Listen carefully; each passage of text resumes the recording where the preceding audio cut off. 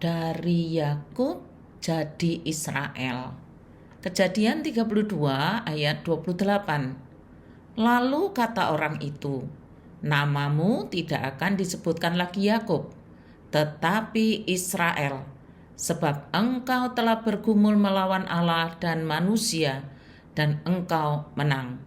Saudara-saudara yang dikasihi oleh Tuhan, salam damai sejahtera bagi kita sekalian. Saat teduh kita hari ini dari Kejadian pasal 32. Tokoh kita hari ini masih tentang Yakub. Di dalam pasal 32 ini dikisahkan perjalanan Yakub pulang ke rumah orang tuanya setelah sekian lamanya di rumah pamannya yaitu Laban. Jika dulu waktu berangkat Yakub hanyalah seorang diri, tetapi kini belasan tahun kemudian setelah Yakub menikah dengan anak-anak Laban, yaitu Lea dan Rahel bahkan dengan dua budaknya, maka kini ia pulang seperti membawa pasukan. Rombongannya sangat banyak, ditambah lagi dengan ternak-ternaknya yang sangat banyak dan harta bendanya serta budak-budaknya. Kepulangannya kali ini tidak lebih menakutkan dengan waktu ia berangkat dulu, sebab ia tidak dapat melupakan apa yang telah diperbuatnya terhadap kakaknya yaitu Esau. Ia tetap diserbu dengan ketakutan yang amat sangat terhadap kakaknya itu. Karena itulah maka Yakub mengatur strategi dengan menyuruh utusannya berjalan lebih dahulu untuk mendapatkan Esau kakaknya ke tanah Seir di daerah Edom. Ia memerintahkan kepada mereka begini, beginilah kamu katakan kepada tuanku, kepada Esau, beginilah kata hambamu Yakub, aku telah tinggal pada Laban sebagai orang asing dan diam di situ selama ini. Aku telah mempunyai lembu sapi, keledai, dan kambing domba, budak laki-laki dan perempuan. Dan aku menyuruh memberitahukan hal ini kepada tuanku, supaya aku mendapat kasihmu.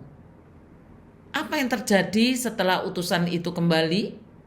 Kemudian pulanglah para utusan itu kepada Yakub dan berkata, kami telah sampai kepada kakakmu, kepada Esau, dan ia pun sedang di jalan menemui engkau, diiringi oleh 400 orang. Lalu sangatlah takut Yakub dan merasa sesak hati. Maka dibaginyalah orang-orangnya bersama-sama dengan dia. Kambing dombanya, lembu sapi, dan untanya menjadi 2 pasukan. Sebab pikirnya, jika Esau datang menyerang pasukan yang satu sehingga terpukul kalah, maka pasukan yang tinggal akan terluput. Setelah mengatur rombongannya menjadi 2, ia berdoa kepada Tuhan Allah. Salah satu doanya begini, lepaskanlah kiranya aku dari tangan kakakku, dari tangan Esau, sebab aku takut kepadanya.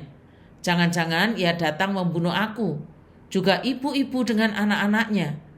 Bukankah engkau telah berfirman, tentu aku akan berbuat baik kepadamu dan menjadikan keturunanmu seperti pasir di laut yang karena banyaknya tidak dapat dihitung?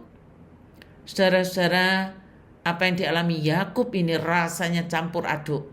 Ia takut sekali, tapi ia juga ingat janji Tuhan kepadanya. Yakub memang cerdik.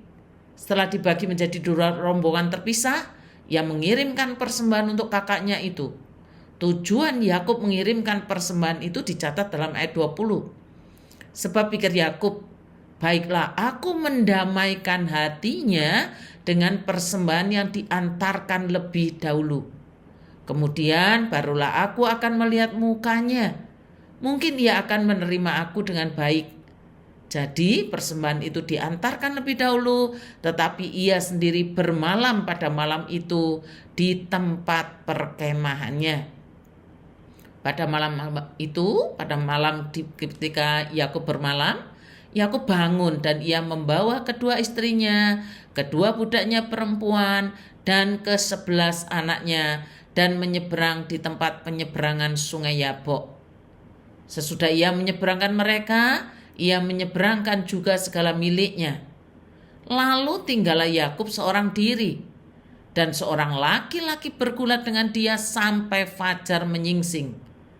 Ketika orang itu melihat bahwa ia tidak dapat mengalahkannya, ia memukul sendi pangkal paha Yakub sehingga sendi pangkal paha itu terpelecok. ketika ia bergulat dengan orang itu. Lalu kata orang itu, "Biarkanlah aku pergi, karena fajar telah menyingsing." Saud Yakub, "Aku tidak akan membiarkan engkau pergi jika engkau tidak memberkati aku." Bertanyalah orang itu kepadanya, "Siapakah namamu?" Saudnya, "Yakub." Lalu kata orang itu, "Namamu tidak akan disebutkan lagi Yakub, tetapi Israel, sebab engkau telah bergumul melawan Allah dan manusia, dan engkau menang." Saudara-saudara yang dikasihi oleh Tuhan, kisah Yakub ini mewakili apa yang sering kali kita yakini, bahwa kita harus membantu Allah untuk menggenapi rencananya. Namun kita tahu bahwa Allah berdaulat atas segala sesuatu. John Calvin pernah berkata, tidak ada keuntungan yang dapat diperoleh dari tipu daya manusia jika Allah tidak memberkatinya.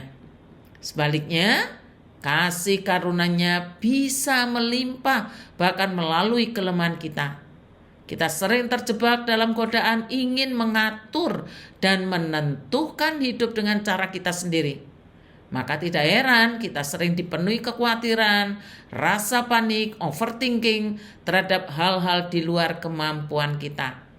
Mari hari ini kita bertobat dari ketergantungan pada hikmat dan kecakapan kita, dan bergantung pada kedaulatan kasih karunia Allah. Kita sering gagal, tapi kasih karunia-Nya tidak pernah gagal.